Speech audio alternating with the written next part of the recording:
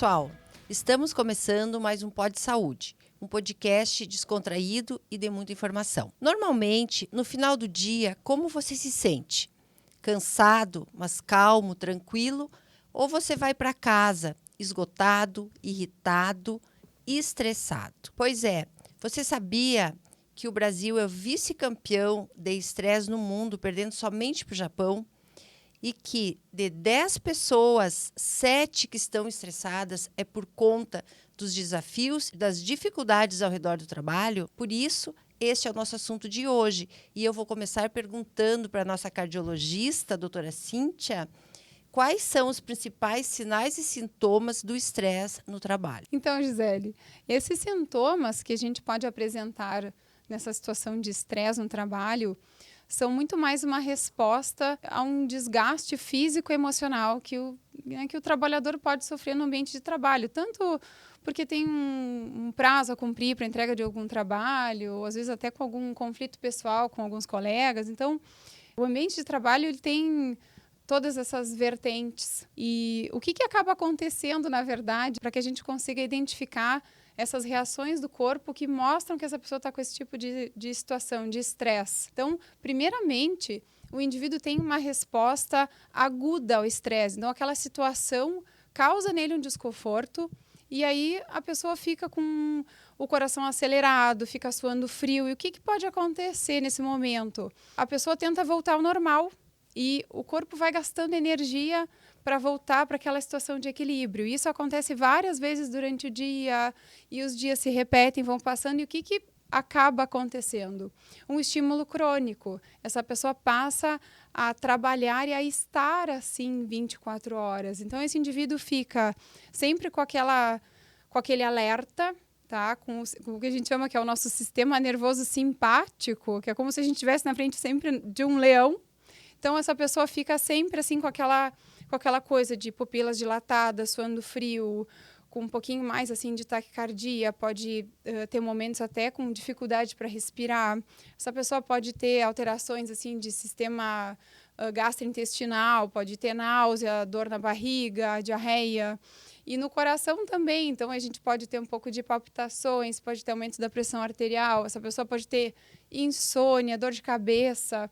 E aí eu já estou te desenhando uma pessoa que está com quadro também, né, de irritabilidade, que já está até fazendo algum isolamento social, que está com dificuldade de concentração, de memória. Então, são vários sintomas que ficam em algum momento bem evidentes e que até fazem eu pensar aqui agora na síndrome de burnout.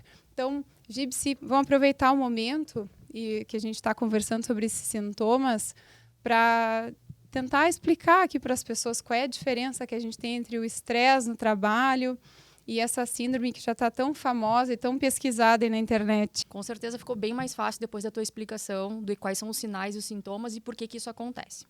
Então, o estresse, nós temos que entender que é uma reação natural do nosso corpo a um estímulo.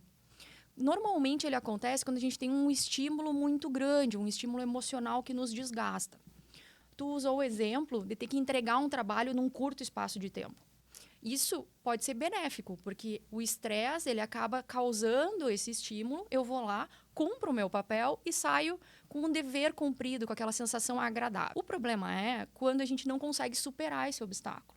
E aí isso se torna crônico. Um bom exemplo disso são os conflitos que a gente acaba tendo com colegas de trabalho, aqueles que a gente não tem tanta afinidade ou por algum problema ou outro, nós acabamos criando essa, não digo inimizade, mas aquela dificuldade de relacionamento. E esse estresse vai se cronificando. O grande problema agora é quando isso gera a síndrome de burnout. Essa síndrome foi descrita na década de 70, foi caracterizada como um distúrbio que afeta tanto o físico quanto o emocional, mas que ele é gerado pelo ambiente de trabalho. Então, não existe burnout sem falar sobre trabalho.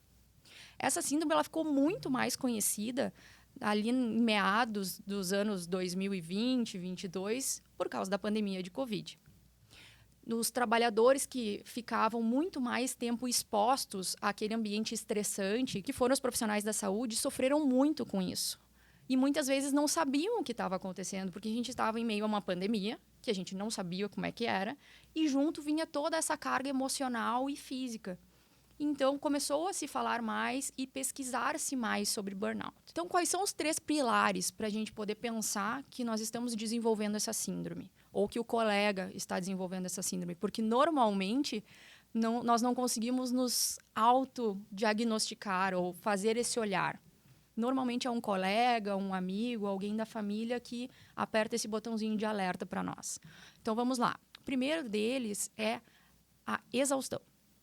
Então, aquela sensação de você estar sempre ultrapassando o seu limite. A sensação de que você tira férias e você não descansa. Você está sempre exausto, sempre cansado. Esse é o primeiro deles.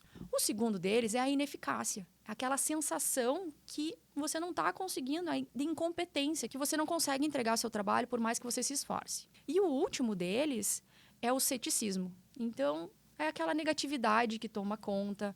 Já não faz mais diferença se você está entregando o seu trabalho de uma forma adequada ou não está. Você está indo lá cumprir tabela. Então, a gente começa a ver aqueles profissionais que ou faltam muito ao trabalho, ou vão trabalhar, mas com a cabeça em outro lugar.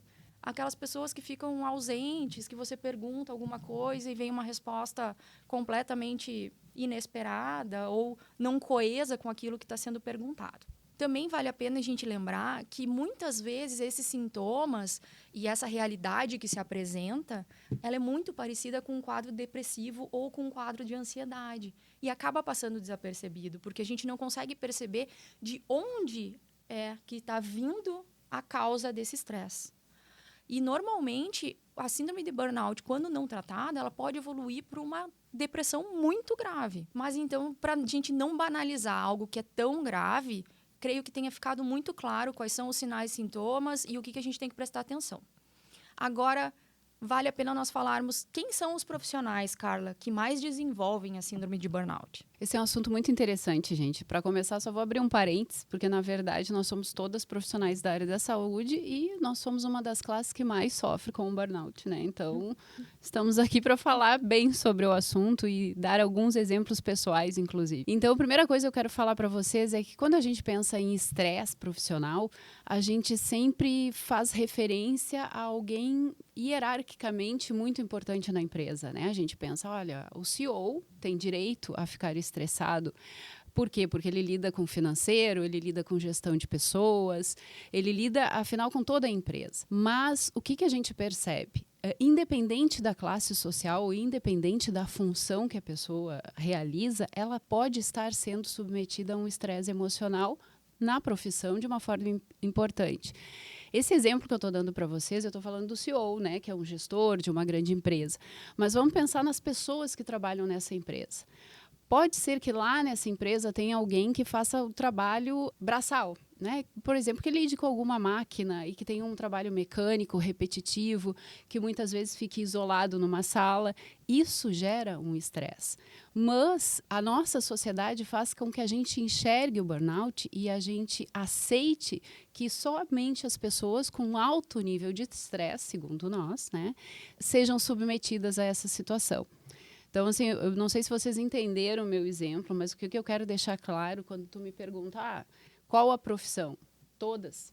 Independente do nível de instrução ou independente do salário que esse profissional receba, ele pode estar sendo submetido a um estresse importante. E só para vocês terem uma noção, assim, o que a gente tem vivenciado, do ano de 2019 para o ano de 2024, as queixas e os afastamentos relacionados ao estresse do trabalho aumentaram em 73% aqui no Brasil. Então, isso é muita gente. Tá? Anualmente, cerca de 20 mil profissionais são afastados do trabalho. Isso, economicamente, gurias, representa valores absurdos para a economia de um país. Então, cada funcionário afastado representa entre 30 e 40 mil reais por ano. Então, esse prejuízo é muito alto. Gente, quando nós falamos, e ali eu comecei a falar de profissionais da área da saúde, né? E isso chama muito atenção porque os primeiros trabalhos relacionados à síndrome de burnout foi justamente entre as enfermeiras. Então, profissionais que trabalhavam no ambiente hospitalar. E essas mulheres eram submetidas a outros níveis de estresse e, consequentemente, evoluíram com maior número de doenças. Inclusive, a Gipsy já tinha me comentado antes, né, sobre os dados estatísticos desses trabalhos ou trabalhos similares, e ela quer falar um pouquinho sobre isso. O que é, Gipsy? Eu fiquei muito alarmada com esse dado que nós lemos, que as mulheres médicas, como estamos 3 aqui, elas acabam morrendo 20 anos antes do que as mulheres de outras profissões. E elas morrem 10 anos antes do que um colega médico homem.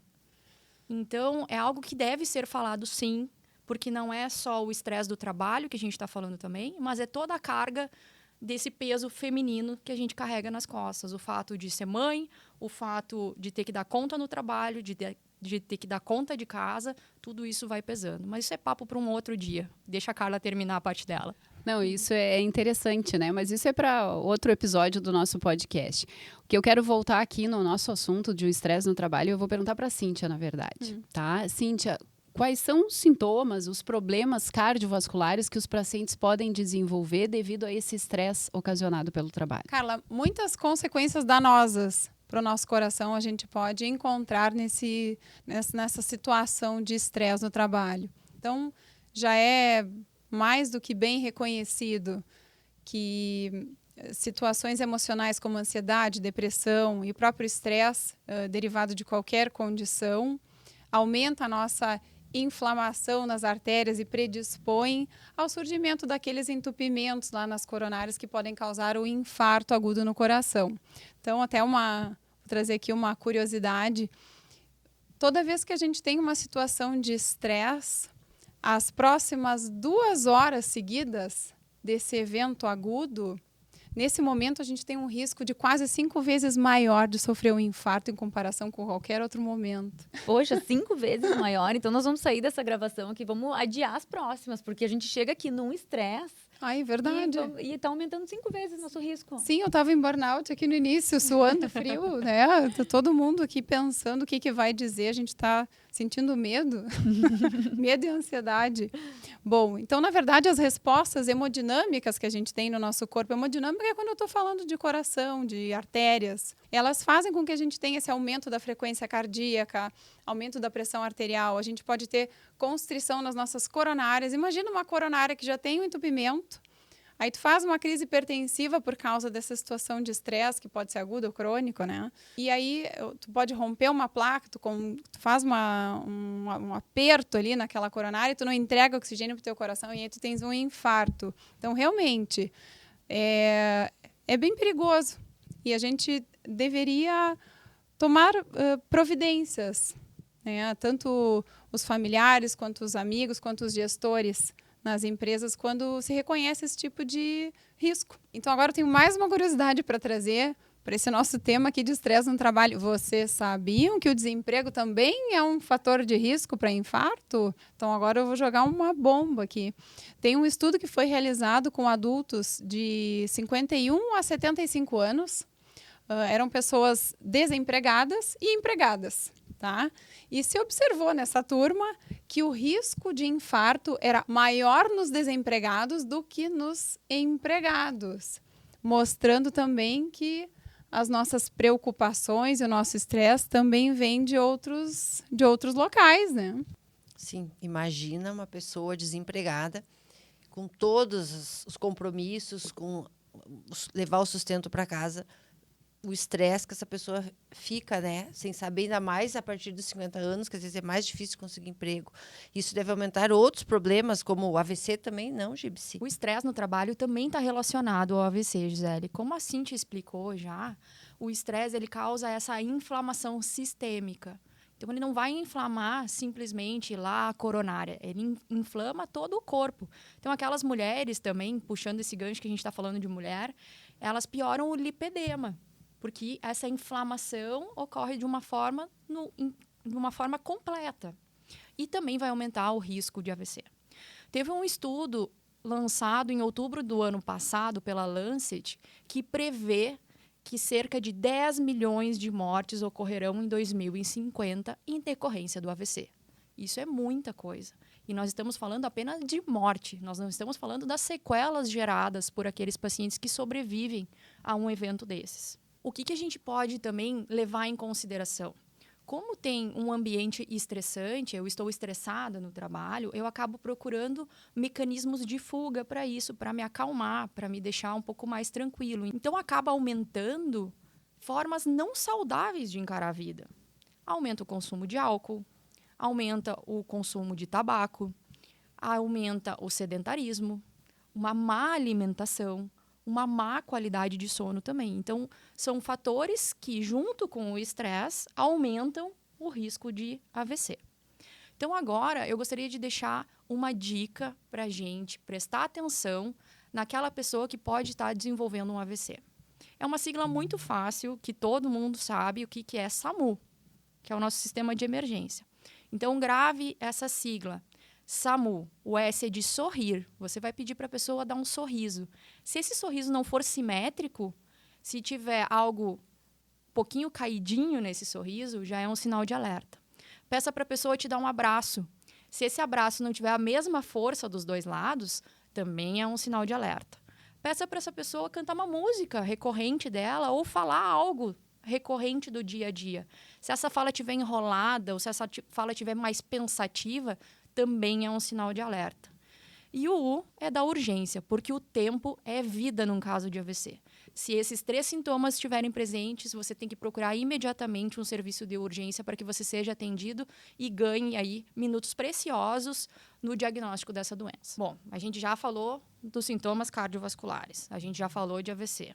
Agora, eu acho que vale a pena a gente falar do nosso sistema imunológico e o que isso está ligado com o câncer. Então, é para ti, Carla. Então, assim, Gypsy, quando a gente fala em imunologia, o que é importante entender, tá?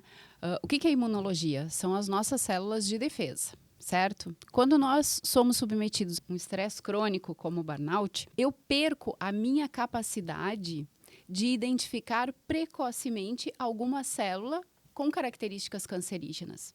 Certo? E além disso, o estresse crônico, ele propicia um meio ambiente que facilita o crescimento e o desenvolvimento de células tumorais. Então, eu sou duplamente prejudicada pelo estresse. Tá? O que é importante a gente para compreender a dinâmica disso? Toda vez que a gente é submetido a um estresse prolongado, a gente produz determinados hormônios, a gente tem quantidades diferentes, a gente está em desequilíbrio, o nosso corpo está em desequilíbrio. Então, quando eu sou submetida a um estresse prolongado no meu trabalho, eu tenho mais cortisol, eu tenho mais noradrenalina, eu tenho mais adrenalina e tudo isso vai fazer com que eu fique num estado de alerta. Consequentemente, eu vou ter um depósito maior de gordura nos meus vasos e um depósito maior de açúcar na minha corrente sanguínea. É exatamente o que a Cíntia falou antes. Só que essa gordura e esse açúcar vai desencadear uma inflamação crônica. E isso que vai facilitar o desenvolvimento dos tumores de uma forma geral. E para exemplificar um pouquinho mais sobre isso, tem um trabalho que foi bem interessante, tá? Eles pegaram, assim, homens com diagnóstico de câncer de próstata. Eles pegaram as amostras do tecido tumoral e eles analisaram o sequenciamento genômico disso, através de, claro, estudos mega modernos, pegou aquela amostra e avaliou. Esse paciente tem altos níveis de cortisol naquele tecido tumoral. Nossa, por que isso? Alguma situação fez com que ele desenvolvesse aquele tumor e que nesse tumor tem altos níveis de cortisol. Consequentemente, me faz pensar, esse paciente, será que ele era submetido a altos níveis de estresse? Será que ele tinha burnout e por isso ele desenvolveu um câncer de próstata? Então, claro, não é um estudo que define realmente a relação causal estresse e câncer, mas nos faz pensar, né, quando a gente analisa isso de uma forma bem moderna e de uma forma bem recente, e nos faz pensar um pouquinho mais sobre isso. E quando eu penso em todo esse estresse que a gente está conversando aqui, todas essas doenças que podem ocorrer devido a isso, eu penso na balança. E aí eu lembro da Gabi, né, e eu penso se a alimentação pode nos ajudar para reduzir esse estresse e para reduzir essas sequelas. Sim, principalmente nessa questão inflamatória que tu acabou de falar. Então, tem vários alimentos que vão agir como anti-inflamatórios e vão ajudar a limpar essa casinha aí que ficou estressada e produziu essa inflamação maior. São alimentos principalmente ricos em zinco, potássio, ômega 3, mas o melhor de todos, acho que é o que mais a gente busca, são ricos em triptofanos.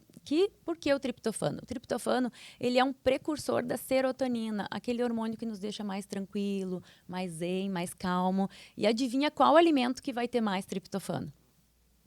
O chocolate, né? Na verdade, é o cacau. Então, o mais importante é a ingestão do cacau ou do chocolate de uma forma mais amarga, de uma forma mais intensa, pelo menos. Então, pode ser o cacau utilizado na alimentação e pode ser o chocolate para ter esse benefício. Mas ele também tem na banana, tem na aveia, outros alimentos que também podem te trazer esse prazer. Então, em momentos de estresse, é muito comum relacionar de comer alguma coisa para passar esse estresse. Mas é importante a gente escolher o que comer, porque senão o efeito rebote também pode acontecer. Tu ingerir alimentos que vão te deixar mais inflamados ainda, com mais quantidade de gordura ou com alimentos mais industrializados, vão piorar toda essa situação, te dá uma falsa impressão de bem-estar, porque depois que tu ingere um alimento, te dá um relaxamento, mas depois vem toda a repercussão disso no teu organismo, que é esse aumento da inflamação. E no consultório, eu ouço bastante as pacientes reclamarem dessa tensão que provoca o estresse e às vezes até uma dificuldade de deglutição, mastigação. Tem o bruxismo também, que é bem relacionado com essa questão da mordida. Como é que funciona, Gisele? O estresse aumenta esse bruxismo ou não? Olha, eu posso dizer para vocês que o pós-pandemia aumentou muitos casos de bruxismo no meu consultório e muita procura de tratamento. O bruxismo é um movimento muscular exagerado, involuntário, a pessoa não sabe que tem, é o famoso ranger de dentes. Então, durante o sono, tem o bruxismo do sono, tem o apertamento que faz durante o dia. O bruxismo, então, é como se fosse um cisalhamento dos dentes, há um contato excessivo que chega a fazer uma casa, como eu falo, parece que um dente encaixa no outro. E aí começa um monte de alterações, como escurecimento dos dentes, pode acontecer o afrouxamento, os dentes perderem um pouco a sustentação, problemas gengivais, problemas de dores na ATM, que é a articulação próxima ao ouvido, estalos, dificuldades de abrir e fechar a boca, fraturas dentárias, aqueles dentes que são, às vezes, assim, ó, do nada tem fraturas ou acorda com um pedacinho, porque não é assim que vai fraturar de um dia para o outro. São pequenos, vai todo dia. Imagina como se fosse pedra com pedra, todo dia, rangendo, encostando, porque os dentes eles não são para estar encostando o tempo todo. E aquilo ali vai fazendo um desgaste dentário, um desgaste próximo à raiz, na próxima gengiva, fazendo um buraco. E aí começa a ter dor por conta, às vezes, até uma água gelada, aquela pessoa, nossa, eu não consigo tomar água gelada, porque está com sensibilidade devido ao desgaste, porque fratura lá em cima, não vai fraturar, às vezes, só no desgaste, aonde o dente bate um com o outro, vai fraturar, às vezes, lá em cima. Então, o estresse aumentou muito, claro que tem outras causas, pode ter causas genéticas, pode ter causa de oclusão, por isso é muito importante o cuidado de ter todos os dentes, e a necessidade do uso de placa. A placa não vai fazer a pessoa parar de ter o bruxismo, mas pelo menos ela vai fazer o apertamento, ela vai fazer o desgaste na placa. Às vezes a placa de tanta pessoa, a pessoa é faz tanto movimento que acaba perfurando a placa. Então, tem que ter cuidado, porque é uma estrutura importante que vai ser desgastada e depois vai ter que fazer uma restauração, fazer uma prótese, e sempre a prevenção é o melhor. Então, às vezes, uma placa resolve bastante. Tem também os tratamentos, o botox ou fisioterapia, mas o tratamento de eleição é a placa por bruxismo. Gabi, falando do estresse, passando por todas as áreas do coração, lá no câncer, no AVC, o estresse tem afetado também a manutenção de peso e a perda do peso, não? Com certeza. Uma das primeiras perguntas que eu faço para os meus pacientes é o quanto o estresse afeta no apetite dele. Porque às vezes a pessoa está estressada, vocês já devem ter percebido isso. Está estressada, aí fico a semana inteira sem comer. Tem pessoas que me dizem assim, eu queria ter esse sintoma. Mas tem pessoas que têm o inverso também. Então, estou estressada, tenho vontade de comer tudo que eu vejo pela frente. Não presta atenção no que está comendo. Normalmente faz uma refeição muito mais rápida do que normalmente faria quando não está estressado. Então, a manutenção do peso no período de estresse é muito grande. Inclusive, foi feita uma pesquisa relacionando pessoas mais estressadas e o IMC. E mostrou que, na classificação de estresse, quem estava com o estresse mais elevado, o IMC também era mais alto. E como é difícil, num momento de estresse, tu se preocupar com essa questão da saúde, com a questão da alimentação. Tu pensa, tu tá ali com um monte de boleto para pagar, com um monte de problemas para resolver, e aí tem que levar uma marmita, será, para o teu espaço de trabalho? Parece que não sobra tempo para isso. Eu acho que nesses casos, a gente tem que facilitar esse processo. A alimentação é uma coisa quase intuitiva, é uma coisa instintiva. A gente faz isso várias vezes por dia, durante todos os dias. E se a gente não deixar isso mais natural, dentro da rotina, independente da rotina que for, pode ser a rotina mais estressada que tiver, mas tu tem que deixar isso fácil. Pode ser num planejamento, deixando esses alimentos já pré-organizados para te levar para o teu trabalho. Pode ser, muitas vezes, o ambiente de trabalho oferecer essa refeição para os funcionários, isso também facilita bastante, e sempre tem nutricionista responsável por essas refeições para mostrar o quanto é importante ter uma nutrição adequada naquele ambiente de trabalho. Inclusive, quando a gente está estressado, alguns hormônios ficam alterados, como grelina e leptina, que são os hormônios que alteram nosso apetite e nossa saciedade. Ô, Gabi, tu trouxe 2 nomes difíceis aí para nós. E o mais famoso, que é o hormônio do estresse, o cortisol, o que tu tem para nos dizer? Cortisol, tadinho, ele leva essa fama, né, de hormônio do estresse, mas ele também podia ser o hormônio do entusiasmo, quem sabe. E o que é o cortisol? Cortisol é um hormônio liberado por uma glândula lá pertinho do rim, mas o mais curioso dele é que ele segue o ciclo do sol. Quando o sol está subindo, por exemplo, a gente está se organizando para acordar. E o nosso hormônio cortisol está aumentando também. Então, o sol sobe, nosso cortisol sobe para nos dar disposição. Por isso que eu falei que ele podia ser também o hormônio do entusiasmo, por exemplo. Porque a gente precisa dele para acordar. Durante o dia, qual que é o problema? Por que ele é relacionado com o estresse? Porque durante o dia a gente tem muitos estímulos que fazem esse cortisol subir, e isso cronicamente acaba atrapalhando um monte de coisa. Porque quando o cortisol está alto, vários hormônios acabam sendo alterados. E é um sinal para o teu organismo que, por exemplo, a digestão, a fertilidade, isso pode ficar de lado, porque a gente tem que resolver aquele estresse imediatamente. Já do contrário, quando a gente vai se organizar para dormir, repousar, a intenção é que esse cortisol desça, diminua, o sol baixou, o cortisol baixou também, e a gente vai se preparar para dormir. E por que muitas vezes isso não acontece? Por que o cortisol às vezes está alto na hora de dormir? Teoricamente, vai funcionar desse jeito, mas a gente atrapalha esse funcionamento. Como? Terminou de jantar, vai assistir uma série. Colocou ali o Game of Thrones, cabeças rolando, guerra, todo mundo, né? Tu fica super tenso, tu começa a liberar cortisol novamente, porque tu precisa entrar naquela guerra. Teu corpo não entende que aquilo ali é apenas uma série. Você desliga a TV, pronto, agora eu vou dormir. Não tem um botãozinho que tu vai apertar ali e o teu organismo vai se preparar para dormir. Ele tá com o cortisol alto, precisa fazer todo aquele ciclo novamente.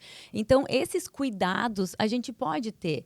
Então, não é só no trabalho que existe esse estresse. No dia a dia, a gente acaba não cuidando dessas reações que o nosso organismo tem para que sim, o hormônio funcione adequadamente. Muito estímulo de telas brancas, celular, televisão. É importante fazer essa higiene do sono, ter esse cuidado de, a partir das 8 horas, não entrar em contato com essas luzes brancas. Alguns chás calmantes também, como a famosa camomila, a valeriana, ou até mesmo um chocolatinho mais amargo, como eu falei antes, que ajuda a liberar a serotonina e tu ficar um pouquinho mais calmo. Poxa, Gabi, muito boa tuas colocações. Eu fiquei pensando que eu gosto muito de assistir série, eu gosto de série meio estressante, assim. E aí eu vou ter que começar a mudar meus hábitos noturnos.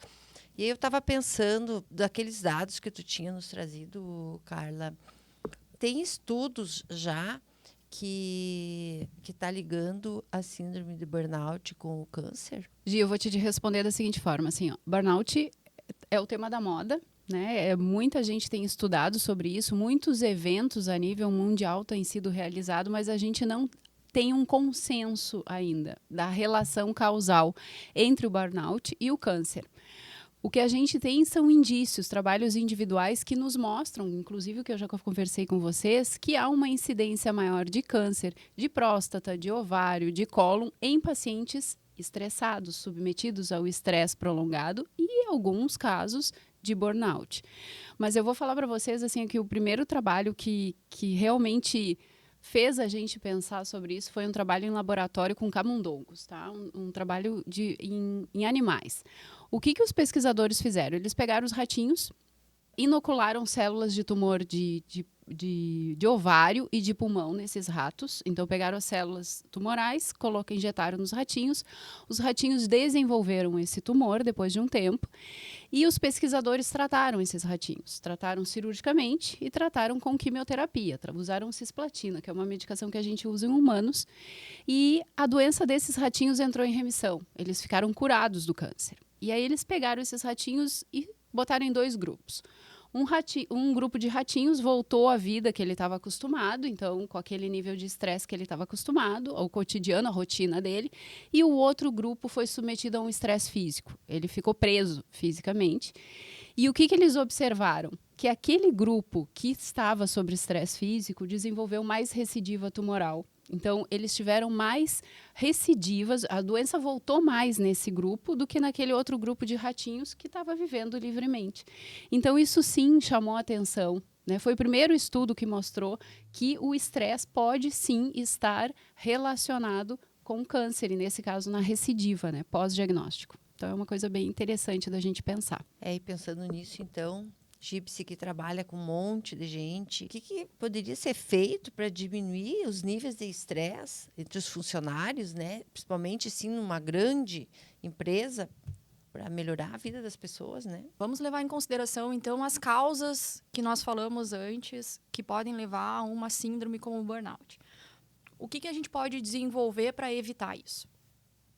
Desenvolvimento das lideranças. Então, um bom líder, ele estimula, ele capacita, e isso faz com que a pessoa se sinta reconhecida. Então, sistemas de recompensa, de benefícios, um sistema de comunicação adequada e interna, tendo o famoso feedback, as pessoas gostam muito de falar isso, que é simplesmente o retorno de uma ação. Então, quando eu reclamo de algo, eu tenho um retorno com relação àquilo, mas não de uma forma negativa, de uma crítica construtiva. Ambientes mais relaxados, ambientes que o profissional possa fazer o seu intervalo e, de fato, fazer um intervalo no trabalho. Quantas vezes nós vimos o profissional que está de intervalo comendo rapidamente na mesa ou já checando os e-mails? Ele não faz aquela pausa para poder ter aquela a baixa do cortisol, poder ter aquele relaxamento. Então, ambientes que propiciem isso, um ambiente de relaxamento, um ambiente que esse profissional possa fazer até uma meditação, quem sabe, ou ter um relaxamento mental fazendo um jogo de bilhar, quem sabe, ou jogando um videogame, que ele está desligando do trabalho e associando isso a uma área de prazer do cérebro. Ambientes de refeitório, como a Gabi muito bem falou, a questão da alimentação, ofertar e estimular estilo de vida saudável. Então, tu pode muito bem, através de um profissional da nutrição capacitado, ofertar uma alimentação saudável para esse profissional dentro da sua empresa. Você pode também, dentro, é claro, das suas capacidades financeiras, ofertar também um profissional da área da psicologia para dar esse suporte psicológico para esse profissional. E também levar em consideração as individualidades de cada um. Por exemplo, na época da pandemia, com os horários mais flexíveis que se desenvolveram para que todo mundo não fosse ao mesmo tempo trabalhar, viu-se que houve benefício com relação a isso. Então, aquela mãe, uma mãe solo, que muito falam agora, né, a famosa mãe solteira, que tem que buscar o seu filho na escola, se é possível liberar ela antes para que ela vá com calma buscar o seu filho na escola e depois ela trabalhe de casa ou ela tenha o seu horário diferenciado, tudo isso vai fazer diferença no bem-estar desse profissional. Então, o que tu estás trazendo aqui para nós é que um ambiente humanizado e acolhedor pode realmente prevenir todo esse estresse que a gente falou aqui hoje. Então, pessoal, Estamos terminando o nosso podcast. Esperamos que vocês tenham gostado. É um desafio trabalhar com estresse, porque muitas pessoas passam por isso. Então, a gente vai dar algumas dicas para tentar diminuir o estresse em todos nós. Foco, olhar para frente, atividade física, dormir bem, fazer atividades que lhe deem prazer, leituras, ouvir música, não ficar remoendo o passado, abraçar as suas decisões e aceitar o que foi decidido. E ficamos por aqui. Até o nosso próximo podcast. Esperamos vocês para muita informação com descontração.